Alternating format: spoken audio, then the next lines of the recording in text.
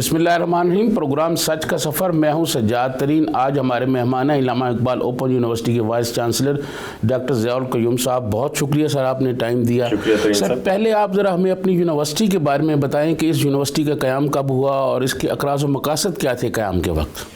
बहुत शुक्रिया तरीन साहब। आज एक खुशगवार कह लीजिए मौका है कि हम तालीम पे और तालीम से इस शोबे में रहते हुए एक ऐसी यूनिवर्सिटी पे बात करने जा रहे हैं जो पाकिस्तान की और बल्कि एशिया की दूसरी बड़ी यूनिवर्सिटी है एनरोलमेंट के एतबार से। अल्लामा इकबाल ओपन यूनिवर्सिटी का क़याम 1974 में हुआ तरीन साहब। हम उस वक्त के प्राइम मिनिस्टर ज़ुल्फ़िकार अली भुट्टो साहब का ये कह लीजिए इनिशिएटिव था, जिसमें मैं आज वाक़तन उनको ख़राज तहसीन पेश करना बनता है कि जी उस दौर में जब ओपन यूनिवर्सिटी का या डिस्टेंस एजुकेशन में ऑपरेट करने वाली यूनिवर्सिटियों का तसव्वुर दुनिया में भी बहुत कम था, तो पाकिस्तान में एक ऐसी यूनिवर्सिटी का क़याम अमल में लाया गया जिसका बुनियादी मकसद एक्सेस टू एजुकेशन को, यानी तालीम को कह लें तालीम की कॉज़ को प्रमोट करना था, और ख़ुसूसन उन इलाक़ों में जहाँ पे तालीमी सहूलियात या कम मुयस्सर हैं या बिल्कुल मुयस्सर नहीं है। सो जो स्लोगन भी है अल्लामा इकबाल ओपन यूनिवर्सिटी का, वो providing access of education to the marginalised communities of Pakistan है। और अल्हम्दुलिल्लाह आज इस यूनिवर्सिटी के साथ कम वेश कोई 1.4 मिलियन, कोई 14 लाख के करीब बच्चे बच्चियाँ तलबा तालिबात हमारे साथ पढ़ रहे हैं। डॉक्टर साहब, ये ज़रा आपकी जो यूनिवर्सिटी है इसका जो तरीक़ा कार है वो किस तरह है, ज़रा उसके बारे में हमारे नाज़रीन को आप बताएँ। अच्छा जी, जो शुरू में तरीन साहब जैसे लफ्ज़ से ज़ाहिर है फ़ासलाती निज़ाम तालीम, अल्लामा इकबाल ओपन यूनिवर्सिटी बुनियादी तौर पर फ़ासलाती निज़ाम तालीम का इदारा है। और हमारा प्रोसेस ये था, हम मैट्रिक से लेकर PhD तक मुख्तलिफ प्रोग्राम्स आज तो ऑफ़र करते हैं, लेकिन शुरू में बहरहाल हमने बेसिक प्रोग्राम से शुरू किया, जिसमें मैट्रिक है, FA है, BA है, कुछ स्किल के कोर्सेज़ हैं, कैपेसिटी डेवलपमेंट के कोर्सेज़ हैं, उसके बाद मास्टर्स डिग्री ऐड हुई, उसके बाद किसी लेटर स्टेज पे MPhil और PhD भी ऐड हुई। लेकिन जो बुनियादी तरीक़ा तालीम रहा वो फ़ासलाती निज़ाम तालीम था रीसेंट पास्ट तक भी, जिसका मतलब ये था कि यूनिवर्सिटी में जो असातिज़ा कराम रखे जाते थे वो इन मुख्तलिफ़ मज़ामीन के लिए कह लीजिए कंटेंट डेवलप करते थे, यानी कोर्स डिज़ाइन करते थे, यानी किताबें ख़ुद लिखी जाती थीं, जो एक बड़ा ही कह लीजिए एक इंटेलेक्चुअल और टाइम कंज्यूमिंग काम था। उसके बाद उसका पूरा एक रिव्यू प्रोसेस था, और वो इस अंदाज में लिखी जाती थी चूँकि उस्ताद सामने नहीं होता बच्चों के, तो वो इस तरह ज़ुबान में लिखी जाती हैं, एक तो आसान और सहल ज़ुबान में, और दूसरा इस तरह के नैरेटिव के साथ कि जैसे बच्चा जब पढ़ रहा हो तो उसे ये लगे जैसे उस्ताद मेरे से बात कर रहा है या गुफ्तगू कर रहा है। उसके बाद हमारे पास यूनिवर्सिटी में एक बहुत बड़ा सेटअप है प्रिंटिंग का। ये किताबें, और अगर वहाँ से कुछ बचे तो हम बहरहाल कमर्शियली भी फिर उनको प्रिंट करवाते हैं, वो किताबें फिर उनको प्रिंट किया जाता था, और उसके बाद इन तलबा तालिबात को पोस्ट के ज़रिए से वो किताबें उनके घरों पे मुहैया की जाती हैं। वो बच्चे मॉड्यूल वाइज जैसे भी है उसको पढ़ते हैं, और फिर अल्लामा इकबाल ओपन यूनिवर्सिटी पूरे पाकिस्तान में आज भी कम वेश को 30 से 35 हज़ार ट्यूटर्स अपॉइंट करती है, जो कि इन तलबा तालिबात को मुख्तलिफ मज़ामीन में ट्यूटरिंग और काउंसलिंग मुहैया करते हैं। ये अब वो यूनिक फिनोमेना है जो आज के दौर में भी, इवन मैं साथ साथ कहता चलूँ, जो एक ऑनलाइन लर्निंग का तस्वर बज़ाहिर कहीं पे आया, खुसूसन मेरे मुल्क में, जहाँ पे ये मतलब था कि डिजिटल कंटेंट स्टूडेंट्स को ईमेल के ज़रिए या किसी तरह भेज दिया जाए और आखिर में सिर्फ इम्तिहान ले लिया जाए, तो इसका मतलब ऑनलाइन एजुकेशन हो गया। सो स्पेसिफिकली डिज़ाइन कंटेंट है। उसके बाद उन बच्चों को एक सेमेस्टर में 9 सेशंस दिए जाते हैं ट्यूटरिंग और काउंसलिंग के, जिनके लिए हम ट्यूटर पूरे पाकिस्तान में अपॉइंट करते हैं। उसके बाद हर सेमेस्टर में, और ये अगली जो मैं बात करने लगा हूँ ये मैट्रिक और FA में नहीं थी, वर्कशॉप्स होती हैं। 15 घंटे की फ़ेस टू फ़ेस फिर वर्कशॉप होती थी उसी तरह से, जिसमें उन तलबा तालिबात को जो पूरे सेमेस्टर में उनकी कोई फ़र्ज़ करें कोई अंडरस्टैंडिंग का दिक्कत है, कोई मतलब फ़र्ज़ करें सब्जेक्ट को समझने में दिक्कत है, तो एक सॉर्ट ऑफ एक्सेलरेटेड मोड में थोड़ा सा एक सीनियर उस्ताद 40, 50, 70 बच्चों की एक क्लास लेके उनको फिर 15 घंटे पढ़ाता था। यानी दूसरे लफ्ज़ों में ये एक ऐसा निज़ाम तालीम था जिसमें स्टूडेंट्स को 4 महीने के लिए पूरे एक सेमेस्टर में आके किसी हॉस्टल में रहने की ज़रूरत नहीं है, घर से दूर जाने की ज़रूरत नहीं थी। लर्निंग मटेरियल उनके घर पे भेजा जाता है, वो अपनी कन्वीनियंस, अपनी ईज़ पे उसको पढ़ते हैं। अगर उन्हें कहीं पे ज़रूरत हो तो एक उस्ताद का नाम उनको मुहैया कर दिया जाता है कि जब तुम्हें दिक्कत हो इससे तुम टेलीफोन पे या जाके जो भी कन्वीनियंस का कह लीजिए अरेंजमेंट है वो वहाँ पर अपनी ट्यूटरिंग लेंगे। लेकिन एक कंपल्सरी एक्टिविटी 14 سال اور اس سے آگے کی کوالیفیکیشنز میں رہا کہ پھر وہ ایک 15 گھنٹے کی ورکشاپ بھی لیں گے. اور اس کے بعد پھر اسی طرح ہم پورے پاکستان میں پھر کچھ اسکول اور کالجز کو ریکویسٹ کر کے اپنے نیٹ ورک میں شامل کرتے تھے جہاں پہ یہ ورکشاپس ہوتی تھی اور پھر وہیں پہ ان کے امتحان ہوتے. تو صرف امتحان دینے کے لیے بہرحال انہیں 8 دن 10 دن 15 دن کے لیے پھر امتحان دینے آنا پڑتا تھا. یہ بیسیکلی ایک کنونشنل ہمارا طریقہ تھا جس میں اب بہرحال اس 21ویں صدی میں ہم نے تھوڑی سی تبدیلی کی ہے. وہ جب آپ اس موضوع پہ آتے ہیں تو میں انشاءاللہ آپ کو ایکسپلین کرتا ہوں. وہ آپ ہمارے ناظرین کو بتائیں گے کہ اب آپ نے کیا تبدیلیاں کی ہیں؟ اچھا جی، میں نے جب اس یونیورسٹی کو ترین صاحب ان کے ساتھ دوستوں کے ساتھ کام کرنا شروع کیا آج سے قریباً 2.25 سال پہلے، میں نے نومبر 2018 میں ان دوستوں کے ساتھ کام کرنا شروع کیا. اس سے پہلے میں یونیورسٹی آف گجرات میں وائس چانسلر تھا اور میرا جتنا پڑھنے کا اور پڑھانے کا تجربہ ہے کم و بیش کو 30 سال کا، وہ فارمل یونیورسٹیز اور جنرل یونیورسٹیز میں ہی ہے. اس یونیورسٹی کے ساتھ کام کرنا ایک اعزاز بھی تھا لیکن ایک بہت بڑا چیلنج بھی ہے. اعزاز اس حوالے سے کہ ظاہر ہے میں پاکستان کی سب سے بڑی انرولمنٹ کے اعتبار سے اور ایشیا کی دوسری بڑی یونیورسٹی کو لیڈ کر رہا ہوں، لیکن اسی کے اور جہاں پہ 14 لاکھ طلبہ و طالبات میرے ساتھ پڑھتے ہیں تو اتنی ہی بڑی ایک طرح سے یہ ذمہ داری بھی ہے کہ میں ان 14 لاکھ طلبہ و طالبات کے تعلیمی مستقبل کو بہتر کرنے کا بظاہر بہرحال ذمہ دار تو ہوں. تو ہم نے ایک کمپلیٹ اسیسمنٹ کی ایگزسٹنگ سیٹ اپ کی. میں کمپیوٹر سائنس کا استاد ہوں اور میرا پچھلا کم از کم کو 10-12 سال یا 15 سال کا جو پیریڈ ہے میرے کیریئر کا وہ ڈیجیٹل ٹرانسفارمیشن اور use of technology for improvement of the processes, یہ ایک میجر فوکس رہا میرا جہاں بھی میں کنٹریبیوٹ کر سکا. ہم نے اس کا ایک کمپلیٹ انالیسس کیا اور ہم نے جو دنیا میں ٹرینڈز ہیں، جس طرح سے دنیا میں کہہ لیجئے آن لائن لرننگ کا جو تصور ہے یا اوپن ڈسٹینس لرننگ کا جو تصور ہے، ہم نے اس ماڈل کو اسٹڈی کیا. میں نے اوپن یونیورسٹی آف یوکا کو میں نے وزٹ کیا. ان کو میں نے ان سے بڑے ایکسٹینسو سیشنز ہم نے کچھ ڈسکشن کے ان کے وہاں پہ ایکسپرٹس کے ساتھ کیے اور یہاں پہ پاکستان میں پھر اسی طرح سے ہم نے لوگوں سے مشاورت کی اور ہم نے مارچ 2019 میں ہم نے ایک ڈیجیٹل ٹرانسفارمیشن پالیسی فریم کی علامہ اقبال اوپن یونیورسٹی کی، جس کا بنیادی مقصد تعلیم اور کہ میں اس تعلیم دینے کے طریقہ کار کو جو آج انٹرنیشنل سٹینڈرڈز اور ٹرینڈز ہیں اس کے مطابق ڈھالنا تھا، جس میں ٹیکنالوجی جو ہے وہ ایک کلیدی کردار ادا کرے گی اور دوسرے لفظوں میں ایک end to end automation of all processes of the university اس کا بیسک آبجیکٹو تھا، جس میں academic activities, administrative activities, financial procedures and processes, ان ساروں کو ہم نے ٹیکنالوجی کے ذریعے سے بہتر کرنا تھا تاکہ نہ صرف ہم اپنی تعلیمی معیار کو بہتر کر سکیں بلکہ اسی کے ساتھ ساتھ جو ایڈمنسٹریٹو اور فائنانشیل ڈسپلن ہے، ٹرانسپیرنسی ہے، transparency in the operations of the university ہے، discipline, financial discipline in the university ہے، ایڈمنسٹریٹو ڈسپلن ہے، اس کو ہم بہتر کر سکیں.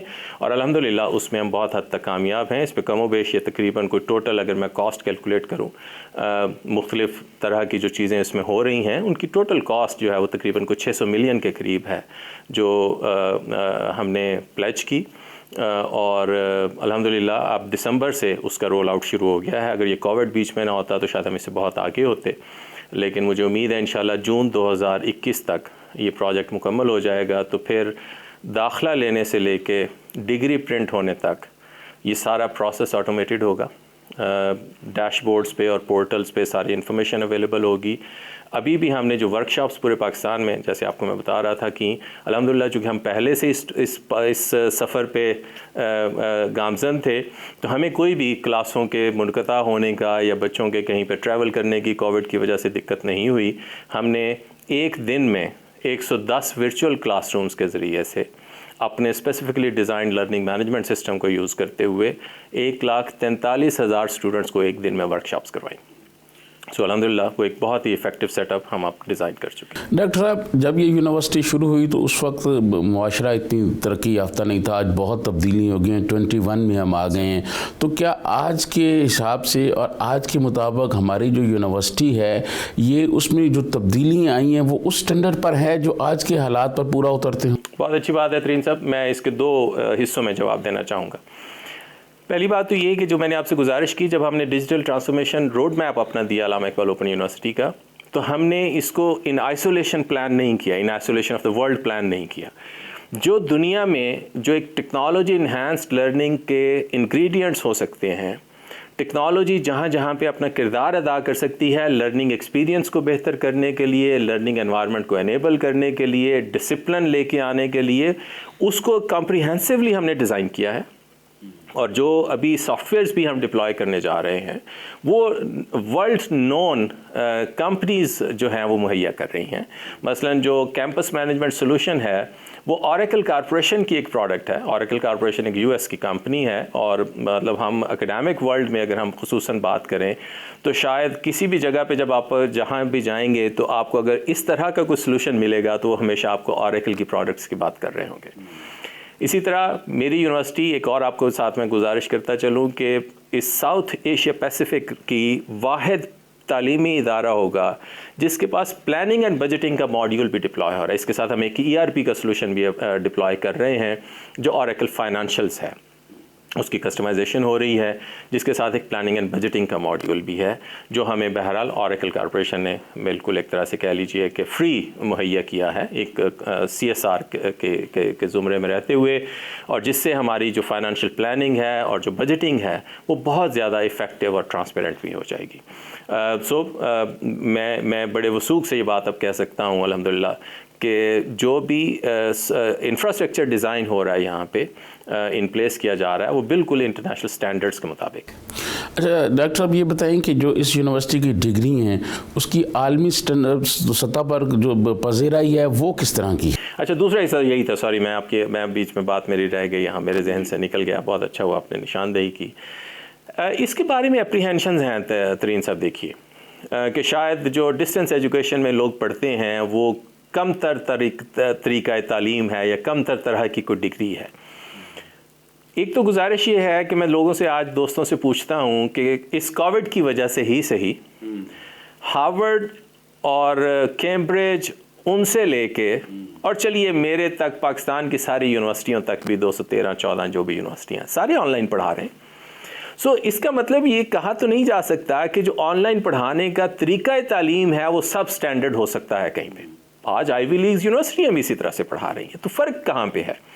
اور میں اسی کے ساتھ لوگوں سے یہ سوال بھی پوچھتا ہوں، اس سوال کے جواب میں سوال کہتا ہوتا ہوں کہ دوستوں سے جو ہم اکیڈیمک کمیونٹی میں جب بیٹھتے ہیں کہ وہ کیا فیس ٹو فیس پڑھنے والے اداروں میں جو تعلیم دی جاتی ہے اور جو ڈگری ایشو کی جاتی ہے کیا وہ ساری ایک ہی لیول پہ ہیں؟ ایون پاکستان میں ہی رہ لیتے ہیں اور ایون دنیا میں بھی رہ لیتے ہیں، دنیا میں بھی یونیورسٹیوں کی رینکنگ ہے. کہنے کا مطلب یہ ہے کہ ایک بنیادی سوال ہے کہ وہ کون سے میئرز ہیں جو ہم مس کرتے ہیں آن لائن ایجوکیشن میں یا اوپن ڈسٹینس لرننگ میں جو کہ فیس ٹو فیس میں ہیں، جس کی وجہ سے یہ والی اپریہینشن کہیں پہ لوگوں کی آتی ہے کہ یہ کم تر طریقہ تعلیم ہے فرض کریں شاید. سو پہلا جواب تو یہیں سے ہے کہ ایسا نہیں ہے. آج ساری دنیا کم و بیش ٹاپ یونیورسٹیوں سے لے کے سارے نیچے تک آن لائن ایجوکیشن موڈ میں پڑھا رہے ہیں. فرق ہے طریقہ اس کو پڑھانے کے انداز میں فرق ہے. کوئی یونیورسٹی اگر کسی دوسری یونیورسٹی سے بہتر ہے تو فیکلٹی کی اچھی فیکلٹی کی وجہ سے بہتر ہے، اچھے اکیڈیمک کنٹرولز اور اچھے اکیڈیمک آڈٹ کی وجہ سے بہتر ہے، وہاں پہ بہتر لرننگ انوائرمنٹس ہیں اس لیے وہ بہتر ہے، اور اس طرح کی مختلف ہم باتیں کر سکتے ہیں. کوالٹی سٹینڈرڈز موجود ہیں، کوالٹی ایشورنس فریم ورکس موجود ہیں، جس کی وجہ سے جو اس سسٹم کو گورن کرتے ہیں جو اس اکیڈیمک ایکٹیویٹیز کی بہتری میں کارآمد ہوتی ہیں. ناظرین یہاں وقت ہوا ایک بریک کا، بریک سے واپس آئیں تو ڈاکٹر صاحب سے مزید گفتگو جاری رکھیں گے.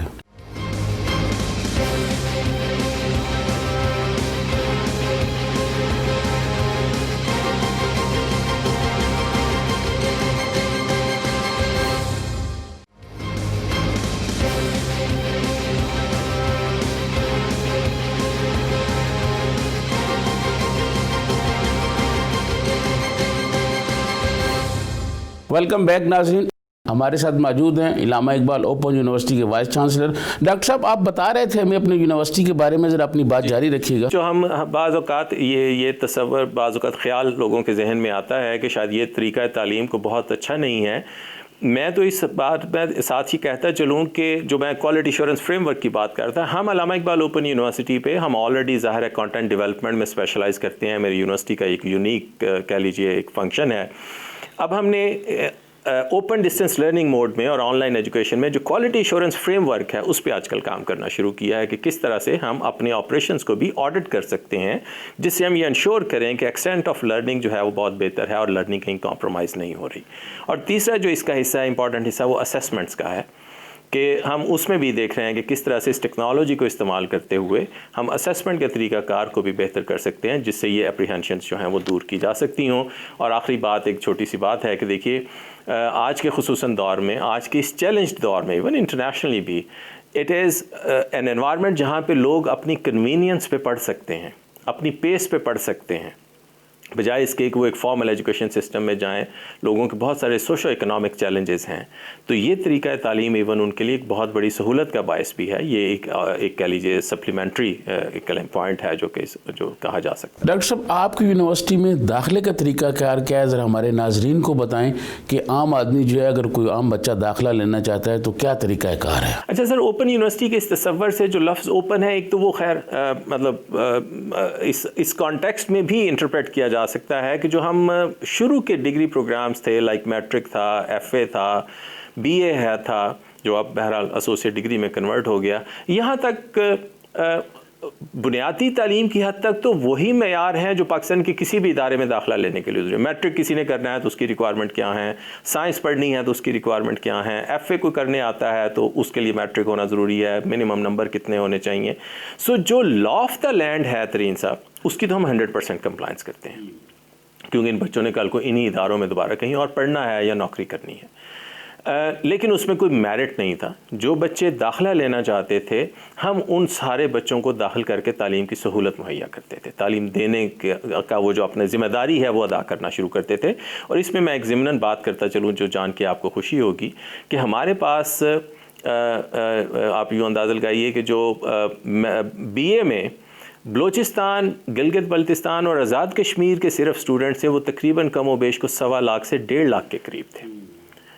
اب بلوچستان جیسے علاقوں میں جہاں پہ فاصلے بھی بہت ہیں شہروں کے درمیان, تو وہاں پہ شاید گورنمنٹ اگر دینا بھی چاہے یہ سہولتیں کہ اسکول بنائے جائیں, کالجز بنائے جائیں, یونیورسٹیاں بنائی جائیں, تو شاید بہت مشکل ہے. تو اس طرح کے خصوصاً علاقوں میں آپ گلگت چلے جائیے, ان علاقوں میں یہ والا جو ایک کوالٹی ایجوکیشن کے ساتھ لیکن ایک ایسا نظام جو کہ لوگوں کو سہولت کے ساتھ پڑھنے کی ایک کہہ لیجیے سیٹ اپ مہیا کرتا ہے, وہ زیادہ افیکٹو انداز میں لوگوں کی خدمت کر سکتا ہے. ڈاکٹر صاحب آپ کی باقی پروگرامز جو ہیں ان میں اسی طرح سے میرٹ بیسڈ ہے. جیسے ہم بی ایس کا داخلہ کرتے ہیں اس میں بھی جو ایچ ای سی کی کریکولم ہے وہی کریکولم فالو ہوتا ہے, اسی طرح میرٹ ڈٹرمن ہوتا ہے. جو M Phil P H D ہے اس سے زیادہ ریسٹرکٹیو ہے کہ اس کا اسی طرح سے ہم ٹیسٹ لیتے ہیں, اس کے بعد اس کا میرٹ بنتا ہے. ایچ ای سی کے گائیڈ لائنس کے مطابق, رولز کے مطابق نمبر آف ایڈمیشنز ہم اسی طرح سے ڈیسائیڈ کرتے ہیں. سو باقی سارا جو ہائر ڈگریز ہیں ان میں تھوڑا طریقہ کار. ڈاکٹر صاحب آپ کی یونیورسٹی کے بارے میں یہ کہا جا سکتا ہے کہ یہ طبقات سے پاک نظام جو ہے لوگوں کو تعلیم دیتی ہے کہ کوئی بھی بچہ جو ہے وہ داخلہ لے سکتا ہے اور وہ پڑھ سکتا ہے, یہ کہا جا سکتا ہے؟ یہ میں بڑے فخر سے سر یہ بات کہہ سکتا ہوں. نہ صرف یہ کہ اس میں کوئی طبقاتی نظام تعلیم نہیں ہے, جو سلیبس میں پڑھاتا ہوں جو آج یہاں پہ لاہور میں رہنے والا بچہ یا کوئی ساؤتھ پنجاب میں رہنے والا بچہ پڑھتا ہے وہی بلوچستان میں رہنے والا بچہ پڑھتا ہے, اسی طرح کے استاد سے پڑھتا ہے جس طرح کے استاد سے کوئی اسلام آباد میں رہنے والا بچہ پڑھتا ہے, چونکہ میں اس کو ٹیکنالوجی کے ذریعے سے یہ ایکسیس دے سکتا ہوں. دوسری بات یہ ہے کہ جو فائنینشیل فیکٹر ہے ترین صاحب, میں ایک چھوٹا سا جملہ کہوں کہ میں جب میٹرک کرواتا ہوں جن بچوں کو, ہم صرف 1400 روپے ایک پورے سیمسٹر کی فیس لیتے ہیں جس میں کتابیں بھی شامل ہیں, جس میں امتحان بھی شامل ہے. 1400 روپے شاید آج ایک چھوٹا سا اسکول جو ہے وہ بھی ایک مہینے کی فیس نہیں لیتا, تو ہم 5 مہینوں کی کم و بیش فیس جو ہے وہ یہ لیتے ہیں. اور اسی کے ساتھ ایون میں ساتھ گزارش کروں, بلوچستان کے بچوں سے میٹرک کی فیس نہیں لیتے ہیں, ہم انہیں یہ فری ایجوکیشن دیتے ہیں. ہم فاٹا کے بچوں کو یہ فری ایجوکیشن دیتے ہیں.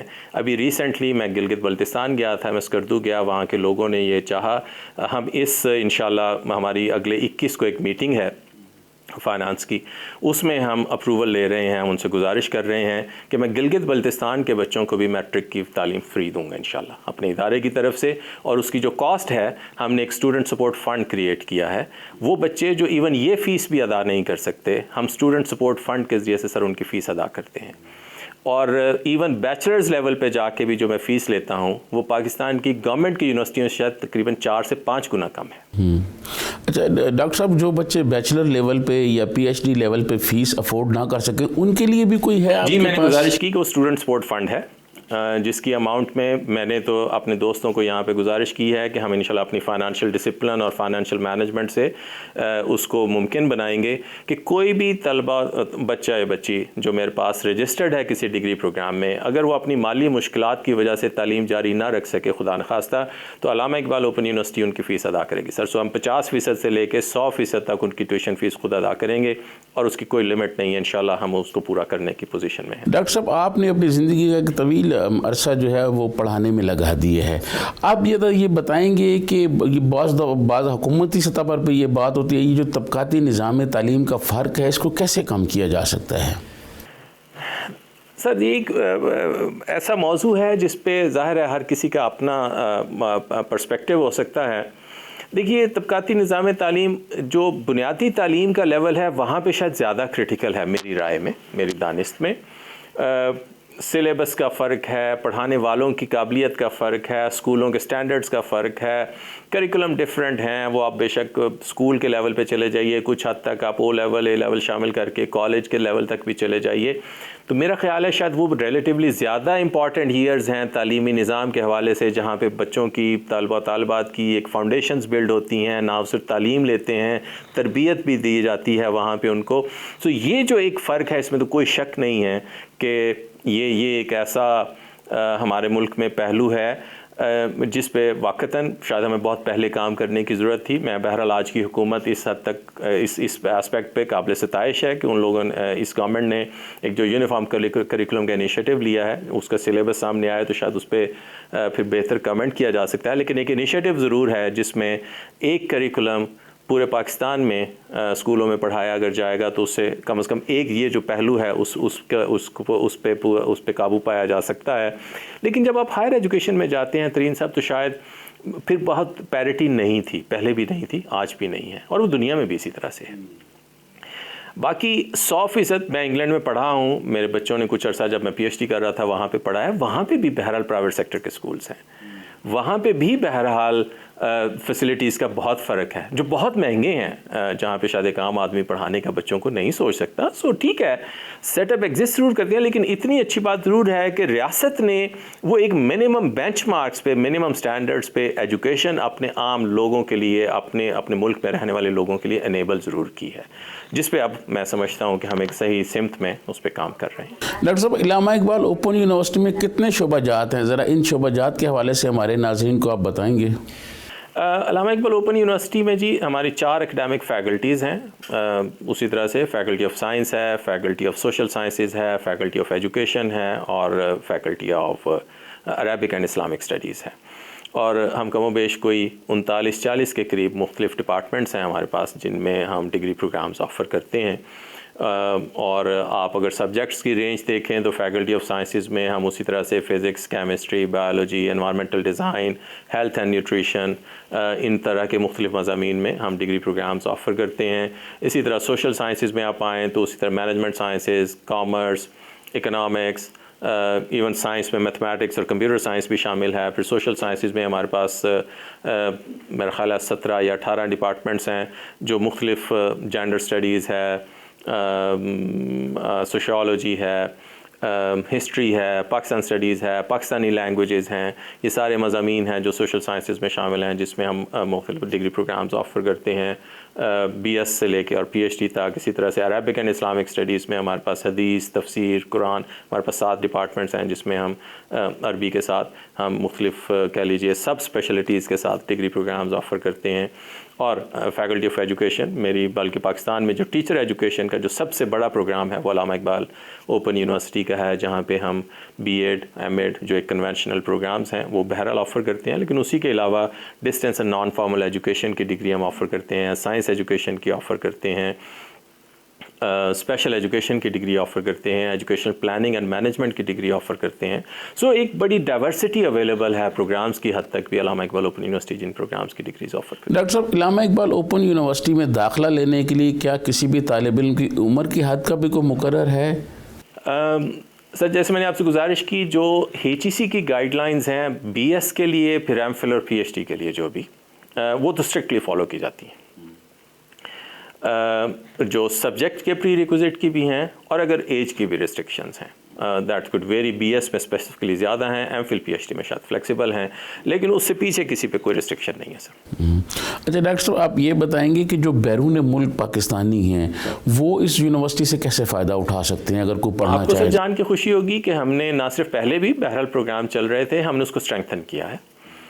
میرے پاس ابھی ہم نے لاسٹ کچھ مہینے پہلے ہم نے US میں ایک آرگنائزیشن ہے جس کے ساتھ ہم نے ایک لیٹر آف انٹینٹ سائن کیا ہے، جس میں ہم جو پاکستانی کمیونٹی US اور اس میں UAE میں اور پھر افریقن کنٹریز میں اگر کہیں ہیں، اور نان پاکستانی بھی ایون اس میں اس سے استفادہ کر سکتے ہیں جو اس طرح کے ڈگری پروگرامز میں داخلہ لینا چاہیں.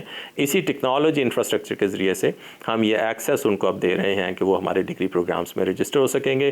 اس کی فیس تھوڑی سی مختلف ہوگی، میرا خیال ہے کہ $500 کے قریب ہے، وہ پروگرام کے ساتھ تھوڑی سی ویری کرتی ہے پر سیمیسٹر، اور وہ انشاءاللہ اگلے آنے والے دنوں میں ہم اس کو مزید انشاءاللہ پروموٹ کرنے چاہ رہے ہیں. اس میں آپ نے بتایا کہ غیر ملکی بھی لے سکتے ہیں، تو غیر ملکی کی تو پھر بیسیکلی جو law of the land again ہے، ان کی اسی طرح سے کلیئرنس چاہیے، ان کا اسی طرح سے ہم HEC کو انگیج کر کے داخلے کریں گے. لیکن جو ایکسپیرٹس ہیں جو پاکستانی باہر سیٹلڈ ہیں فار ایگزامپل، وہ بہرحال ہماری یونیورسٹی کے ساتھ داخلہ لے سکتے ہیں. تو ان کے لیے کوئی عمر کی لمٹ ہے کہ وہ لے سکتے ہیں، یا ان کے لیے کوئی نہیں ہے؟ وہ جو جیسے میں نے آپ سے گزارش کی سر کہ BS سے آن ورڈ تو ہم اسٹرکٹلی HEC کی کیٹیگریز فالو کرتے ہیں، اس سے پیچھے بہرحال نہیں ہے. کو میٹرک ہے، درس نظامی کے ڈفرینٹ پروگرامز ہیں جو US میں ہمارے بہت سارے مدرسے بھی جو ایون ہیں وہاں کے طلباء طالبات بھی ہمارا درس نظامی کا پروگرام جو ہے اس میں رجسٹر ہوتے ہیں، جس کی ایکویولنس موجود ہے میٹرک سے لے کے BA کے لیول تک ایون. سو اسی طرح ہمارا جو B.Ed کا پروگرام ہے وہ کچھ تھوڑا سا پاپولر پروگرام ہے، جو پاکستانی کہیں باہر رہتے ہیں وہ بچے بچیاں B.Ed میں ہمارے ساتھ رجسٹر ہوتے ہیں. اسی طرح ہمارا جو مینجمنٹ سائنسز کا ایک پروگرام تھا جو ہم نے کامن ویلتھ آف لرننگ کے ساتھ مل کے ڈیزائن کیا تھا، اس میں ہماری انرولمنٹ ہے UAE سے کافی ساری. وہ ایک پروگرام ہے جو کنٹینیوسلی چل رہا ہے. ناظرین، یہ وقت ہوا ہے بریک کا. بریک سے واپس آئیں گے تو ڈاکٹر صاحب سے مزید گفتگو جاری رکھیں گے.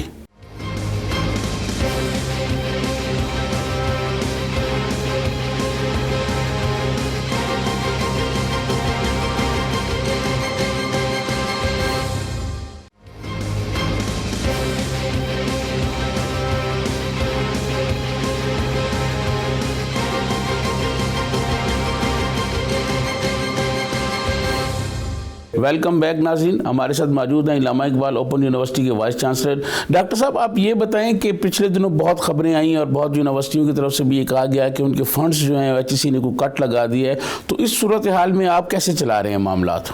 میں سر ایک چھوٹی سی بات کہہ کے آپ کی بات کا جواب دیتا ہوں. دیکھیے، بہت عرصہ پہلے کسی صاحب نے بات کی، اور میں آج کوٹ کرنا چاہتا ہوں، یہ میری نہیں لیکن کسی نے کہی، میں نے سنی، تو وہ بڑی بھلی بات ہے. انہوں نے کہا کہ دیکھیے، ہم اس بات سے کوئی دوسری رائے نہیں ہے کہ ہمارے ملک کو وہ آج نہیں، کسی نہ کسی وقت میں ان کی نوعیت اور اس کی سیویرٹی مختلف رہی، لیکن ہمیں فائنانشیل چیلنجز رہے ہمارے ملک کو. ہمارے پاس اس طرح سے لبرٹی آف فنڈز نہیں ہے کہ ہم ہر پروجیکٹ جس طرح سے جو بھی مفاد عامہ کا پروجیکٹ ہے اس کو اسی طرح سے کہیں فنڈ کر سکتے ہیں. ہمیں کہیں نہ کہیں اس کو پرائرٹائز کیا.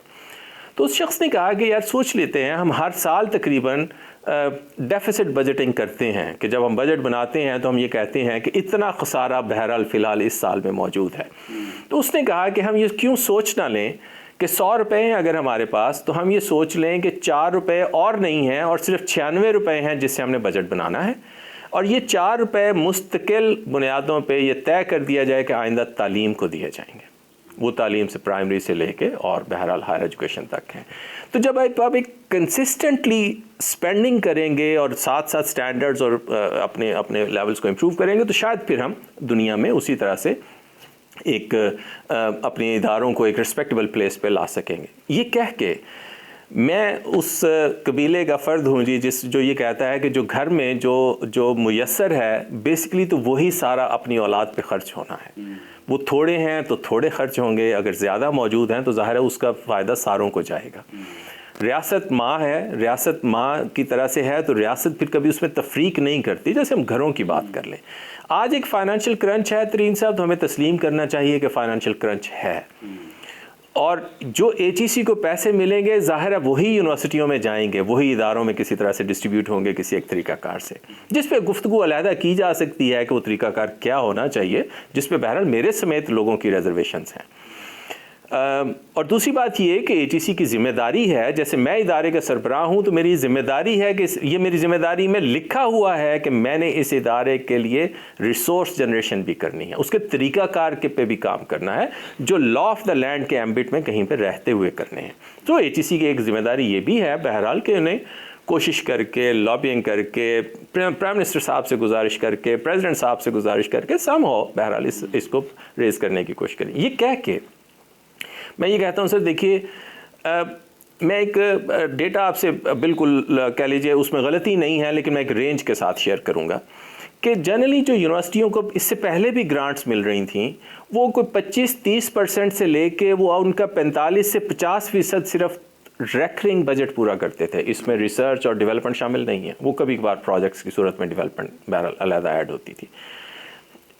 فرض کریں ہمارا بجٹ آج ہے کوئی 63 ارب روپے کا جو ہائر ایجوکیشن سیکٹر کا ہے, تو اگر اس 63 ارب روپے سے یونیورسٹیاں اپنے 30% سے لے کے صرف 50% اخراجات برداشت کر رہی تھیں, اور اگر ہم یہ ایکسپیکٹ کرتے ہیں جو آج کم ہو سکتا ہے چلے مزید اس میں کمی آ گئی ہو پرسنٹیج میں, اگر ہم 100% بھی ریکرنگ بیئر کرنے کی کوشش کرتے تو بھی یہ 63 کا آپ ڈبل کریں گے اگر صرف, اور نئی یونیورسٹیاں نہ بنیں تو آپ صرف تنخواہوں کا خرچ پورا کر سکتے ہیں. دوسرے لفظوں میں کم و بیش کوئی 125 ارب سے لے کے 150 ارب تک ہوں اگر آپ کے پاس, تو آپ یونیورسٹیوں کو فی الحال ریکرنگ کے لیے سپورٹ کریں گے. ریسرچ اس کے علاوہ ہے, ڈیولپمنٹ اس کے علاوہ ہے, جو اپنی جگہ پہ ایک بہت بڑا چیلنج ہے میں یہ سمجھتا ہوں. بٹ ٹو ٹاک آف 5 ارب 10 ارب تو پھر تھوڑی سی ان کی وہ ڈسکشن تھوڑی سی ارریلیونٹ ہو جائے گی کہ ہمیں کتنے بڑے جانے چاہیے.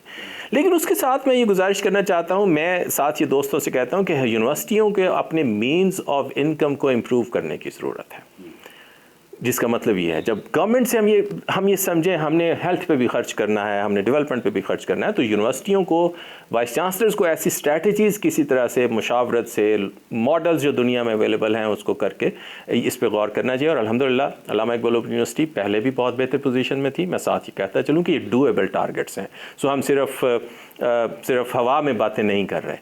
اس سال ترین صاحب, میں اگر غلط نہ کہوں چونکہ شاید میرے پاس ڈیٹا تو نہیں ہے, لیکن میں چونکہ اسی ملک میں رہا ہوں اور یونیورسٹیوں میں نے پڑھایا 30-31 سال, میری یونیورسٹی شاید پاکستان کی واحد یونیورسٹی ہوگی, میں یہ کہنے میں مجھے کوئی شاید مبالغہ نہیں ہے, جو اپنے پینشن کا فنڈ, چونکہ پینشن گورنمنٹ کا ایک بہت مشکل ایریا آج کل ہے, جو پینشن کا بجٹ ہمارا ہے بہت بڑھتا جا رہا ہے اور اس پہ بہت سارے کنسرنز ہیں, اس کی اسٹریٹجیز پہ گفتگو ہو رہی ہے. ہم نے ایک پینشن کا انڈومنٹ فنڈ کریٹ کیا ہوا ہے, اور ان 2 سالوں میں ہم نے اپنے لیے ایک ٹارگٹ رکھا ہے کہ کسی طرح سے ہم پینشن سیکیور کر لوں کہ جو یونیورسٹیوں کو چیلنج آیا وہ یہ آیا کہ وہ اپنی انکم میں سے یا ایون ریکرنگ میں سے پینشن ادا کرتے رہے, اور یونیورسٹیاں سارٹ آف بینک کرپٹ ہو گئیں یا وہ تنخواہیں نہ دینے کے بھی قابل رہیں, اخراجات کی نوعیت اور بھی رہی لیکن ایک بہت حصہ پینشن بھی تھا. سو ہم نے الحمدللہ اس سال ہماری کو پینشن کم و بیش میرا اندازہ ہے کہ کوئی 40 سے 45 کروڑ کے درمیان ہے ایک سال کی, اور ہم اپنا پینشن اس دفعہ جو انڈومنٹ فنڈ ہم نے, وہ انڈومنٹ فنڈ ایک طرح سے ایک ایسا پول ہے جس کی پرنسپل ویلیو استعمال نہیں ہو سکتی, جو اس سے پروفٹ ارن ہوتا ہے اس کے ذریعے سے مختلف کام کیے جا سکتے ہیں. تو جو میرا انڈومنٹ ہم نے اس کو کیا ہے, آج پینشن انشاءاللہ میں پینشن کے انڈومنٹ فنڈ کی انکم سے ادا کر سکوں گا, جو میری یونیورسٹی کی انکم پہ اب وہ برڈن نہیں رہے گا. اسی طرح ہم نے جو ڈیولپمنٹ کرتے ہیں ہم یونیورسٹی میں, مثلاً اس سال بھی ہم اپنے ریجنز میں, میں نے 10 نئے ریجنز, میرے ٹوٹل 54 ریجنز ہیں پورے پاکستان میں, تو ہم نے 10 نئے ریجن پچھلے 1.5 سال میں ایڈ کیے ہیں, جو ایک کاسٹ ہے ظاہر ہے. اور اس کے بعد ہم نے پرنسپلی فیصلہ کیا کہ ہم اپنی بلڈنگز بھی وہاں پہ بنائیں گے تاکہ اسٹوڈنٹس کو اچھی سہولیات وہاں پہ مہیا کی جا سکیں, اچھا انفراسٹرکچر مہیا کیا جائے. اس پہ ہم اس سال کم از کم کوئی 1.5 سے 2.25 ارب روپے خرچ کر رہے ہیں. پھر اگین وہ میں اپنی ریگولر انکم اور ریکرنگ بجٹ سے یا اسپیشل ڈیولپمنٹ بجٹ گورنمنٹ سے نہیں لیتا, ہم نے اپنا ایک انڈومنٹ فنڈ کریٹ کیا ہے, اور اس انڈومنٹ فنڈ کی ویلیو پہ جو مجھے انکم آتی ہے ایک سال کی, میں اپنی یہ ڈیولپمنٹ ایکٹیویٹیز اس سے پلان کرتا ہوں. सो ये कंटिन्यूस एफर्ट है. हम यूनिवर्सिटियों को भी आहिस्ता आहिस्ता से एक one of the measures to address this challenge वो ये है. और दूसरा, जैसे मैंने कहा, मैं इंटरनेशनल स्टूडेंट्स को अट्रैक्ट करने की कोशिश कर रहा हूँ, जिससे मैं अपने फंड्स रेज करूँगा. इसी तरह मैं अब एक बहुत बड़ा एलुमनाई नेटवर्क इस्टेब्लिश करने जा रहा हूँ, जिससे मैं ना सिर्फ अपनी एलुमनाई को एंगेज करके उनसे फीडबैक ले सकता हूं कि मुझे अपनी क्या चीज़ें बेहतर करनी चाहिए इंडस्ट्री की ज़रूरत के मुताबिक, दुनिया की ज़रूरत के मुताबिक. और बहरहाल एलुमनाई एक बहुत बड़ा सोर्स ऑफ इनकम जनरेशन भी हो सकता है. वो एक इदारे के पढ़ा हुआ बच्चा अपने इदारे को मदद ज़रूर करना चाहेगा, हम्बल अंदाज में ही सही, जिसका एक बड़ा एक्यूमुलेटिव इम्पैक्ट भी आता है. इसी तरह रिसर्च प्रोजेक्ट्स पे फोकस करना. डॉक्टर साहब, आज मीडिया का दौर है, इस हवाले से आपकी यूनिवर्सिटी में जो शोबा है उसकी ज़रा बताएंगे कि क्या सूरत हाल है? देखिए सर, मैथ्सकॉम जो हमारा डिपार्टमेंट है, माशाल्लाह एक बड़ा एस्टेब्लिश डिपार्टमेंट है. आपके मीडिया में अगर आप देखें तो शायद मेजॉरिटी ऑफ द ग्रेजुएट्स जो होंगे वो इस यूनिवर्सिटी के भी होंगे. अगर पूरे पाकिस्तान से अपने इवेलुएट करें, इवन मेरे एक मुल्क का फ़ख्र जो मेरी आर्म्ड फोर्सेस हैं, उसमें आप देखेंगे बहुत सारे हमारे जो फ़ौजी भाई हैं, इवन सीनियर ऑफिसर्स भी होंगे, वो हमारे इदारे के फारुग तहसील भी होंगे. मैथ्सकॉम में हमने एक प्रोफेशनल्स के लिए एक एमफिल का ट्रैक भी शुरू किया हुआ है, जो सिर्फ वर्किंग प्रोफेशनल्स के लिए है. अगर अपनी क्वालिफिकेशन इंप्रूव करना चाहें तो उसमें दाखिला ले सकते हैं. पिछले दिनों मेरी कुछ जर्नलिस्ट साहबान से बात भी हुई और उन्होंने इस ख्वाहिश का इज़हार किया कि उसमें कोई फ़ीस में अगर कोई रियायत और बाकी को और सहूलतें दी जा सकें. मैंने उनसे गुजारिश की है कि आप हमें कोई प्रपोज़ल दीजिए उस पर. हम अभी अपनी बजट की मीटिंग करने जा रहे हैं. अगर आप कोई भी प्रपोज़ल देते हैं जो वर्किंग जर्नलिस्ट को, लेकिन मैं कोट अनकोट वर्किंग जर्नलिस्ट को कोई सहूलत दे सकता है, तो मेरा इदारा ज़रूर उस पर काम करने को तैयार है सर. उसी के साथ एक बहरहाल उसी स्कूल में हमारे साथ जो एक तरह से दोनों एक दूसरे को कॉम्प्लीमेंट करते हैं, जो इंस्टीट्यूट ऑफ एजुकेशनल टेक्नोलॉजी है, उसी प्लेटफॉर्म से हम FM रेडियो हम ऑलरेडी ऑपरेट कर रहे थे. हम TV चैनल शुरू करने जा रहे हैं. उसका लाइसेंस हो गया है, हमने उसके कंसल्टेंट्स हायरिंग का प्रोसेस शुरू किया हुआ है. तो इंशाल्लाह अगले कुछ अरसे में मुझे उम्मीद है कि हम एक एजुकेशनल TV चैनल एक अच्छे कह लीजिए प्रोग्राम प्लानिंग के साथ इंशाल्लाह शुरू करेंगे. डॉक्टर साहब, ओपन यूनिवर्सिटी की जो सेंट्रल लाइब्रेरी है उसके बारे में कुछ बताएंगे हमारे नाजरीन को? सर, सेंट्रल लाइब्रेरी को हमने स्ट्रेंथन करना शुरू किया है. इवन हमने रीजनल लाइब्रेरीज को भी स्ट्रेंथन करना शुरू किया है. हम जो अपना आउटरीच नेटवर्क है उसको थोड़ा सा रीडिफाइन भी कर रहे हैं लाइब्रेरीज़ के ज़रिए से भी, कि ये जो हम किताबें प्रिंट करके लोगों को भिजवाते थे, बाज़ औक़ात वो डिलीवर नहीं हो पाती. बाज़ औक़ात शायद हर बच्चा वो किताब चाहता भी नहीं. आज डिजिटल टेक्नोलॉजी का दौर है, हमने ऑनलाइन किताबें देनी शुरू कर दी हैं. तो हम ये कर रहे हैं कि रीजनल सेंटर्स पे भी लाइब्रेरी का यूनिट बना के हम प्रॉपर एक अपनी किताबें वहाँ पे रखवा देंगे. उसी तरह जैसे बच्चे अगर वहाँ से इशू करवाना चाहें इशू करवा लें. यहाँ पे भी हमने पिछले साल भी हमने मेरा ख्याल है कि खासी जो अपना लाइब्रेरी का बजट था उसको 3 से 4 टाइम्स इंक्रीज़ किया. हमने नया उसमें कह लें लिटरेचर ऐड किया है. लाइब्रेरी की जो थोड़ी सी मेंटेनेंस और अपग्रेडेशन थी उस पर काम किया है हमने. सिमिलरली जो एक हमारे इसमें सेंटर था जिसमें जो रिसर्च स्टूडेंट्स बैठ के काम कर सकते थे उसको इम्प्रूव किया है. जो स्पेशल नीड सेंटर था उसको थोड़ा सा हमने इम्प्रूव किया है. मज़ीद एक मैंने जो हमारे चीफ़ लाइब्रेरियन हैं शाह फ़ारूक साहब, उनसे गुजारिश की है कोई कॉम्प्रिहेंसिव प्लान बनाएं जो 21वीं सदी की लाइब्रेरी की ज़रूरियात हैं. मैंने उनसे कमिटमेंट दी है कि वो मुझे एक कॉम्प्रिहेंसिव प्रपोज़ल दें state of the art facilities के साथ. सेंट्रल लाइब्रेरी इवन अगर नई बिल्डिंग बना के उसको इक्विप करने की ज़रूरत हो तो इंशाल्लाह इस बजट में जून में हम वो प्रपोज़ल भी लेके जाएंगे सर. डॉक्टर साहब, आपकी यूनिवर्सिटी जो है वो तो मुल्क भर में बल्कि दुनिया भर में जहाँ जहाँ लोग मौजूद हैं उनको वहाँ तालीम दे रही है. पाकिस्तान में ये देखा गया है कि कोरोना के दौरान जो ऑनलाइन क्लासेस हैं उसके बड़े मसाइल आए हैं. बच्चे जो हैं दूर दराज जो बच्चे हैं उनको बहुत मुश्किलात आई. अब आप भी ऑनलाइन जा रहे हैं, अपनी सारा किताबें ऑनलाइन डालें, तो इसको देखा गया है, इसका कुछ जायज़ा लिया गया, ये जो प्रॉब्लम्स आ रही हैं ऑनलाइन क्लासेस में? एक बात तो ये है कि हमें एडवांटेज ये है जैसे कि हमारी प्रेजेंस है पाकिस्तान में कमोबेश 54 शहरों में. एक हाल तो उसका हमने 100% शिफ्ट नहीं किया. हमने पिछले रीजनल डायरेक्टर्स की मैंने कॉन्फ्रेंस की है परसों, अभी पिछले जो एक दिन गुजरा है उसमें, और उसमें हमने उन्हें उसकी निशानदेही भी की है कि हम ऑनलाइन वर्कशॉप्स बिल्कुल एनेबल कर रहे हैं. हम ऑनलाइन ट्यूटरिंग सेशन जो है वो ऑनलाइन लेके जा रहे हैं. स्टूडेंट का रिकॉर्ड ऑनलाइन लेके आ रहे हैं ताकि कंट्रोल्स बेहतर हों. लेकिन हमने ये कहा है कि जिन इलाकों में इंटरनेट की सहूलत नहीं है या वो मेरे बच्चे बच्चियाँ कैंपस पे आ जाएं, वहाँ पे हमने सहूलत दी है और वहाँ पे आके सेशन ले लें. या अगर वो सूरत भी नहीं है और वो बहुत दूर दफ्तादा इलाकों में रहते हैं, जैसे गिलगित बल्तिस्तान में हिली एरियाज़ हैं, बलूचिस्तान के रिमोट एरियाज़ हैं और उसे कोयटा नहीं आ सकते, वो कलात नहीं आ सकते, तो उसमें हमने ये कहा है कि उसकी निशानदेही कर लें. उनकी क्लासेस, उनकी वर्कशॉप, उनकी ट्यूटरिंग اسی طرح سے ہم مینول انداز میں کروانے کو تیار ہیں. اس کا ہم سائز چھوٹا کر لیں گے. اگر ہم 10 سینٹرز پہلے بناتے تھے ہم 20 سینٹرز بنا لیں گے. سو ہم ان بچوں کو انشاءاللہ پھر بھی پریشان نہیں ہونے دیں گے. لیکن مجھے سہولت اس لیے زیادہ بڑی ہے کہ میری اپنی فزیکل پریزنس ہے ان جگہوں پہ. دوسرا ہم نے یہ کیا اسی کے ساتھ کہ میں نے پاکستان کے 4 ٹیلی کام آپریٹرز کے ساتھ ایک پیکج سائن کیا اور اس کی ایڈورٹیزمنٹ بھی شروع ہو جائے گی. ہم تقریباً کچھ 450 روپے سے لے کے 600 روپے تک پر منتھ کی صرف کاسٹ پہ میرے اسٹوڈنٹس میرا لرننگ مٹیریل پورے مہینے اگر یہ سیشن لیں گے تو اس سے زیادہ ان کی کاسٹ نہیں آئے گی.